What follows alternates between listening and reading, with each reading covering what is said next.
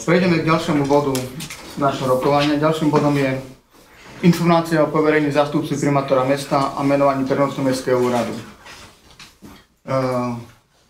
Využijúc svoju právomoc v súlade s zákonom a s príslušnými predpismi a právnymi normami, počným dnešným dňom poverujem pána doktora Rastislava Štašáka funkciou viceprimátora mesta Stará Ľubovňa.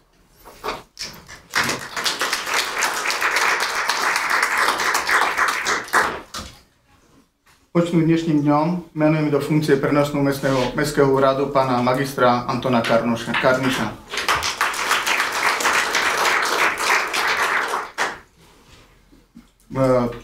Týchto dvoch pánov som si vybral vzhľadom na to, že ich veľmi dlho poznám.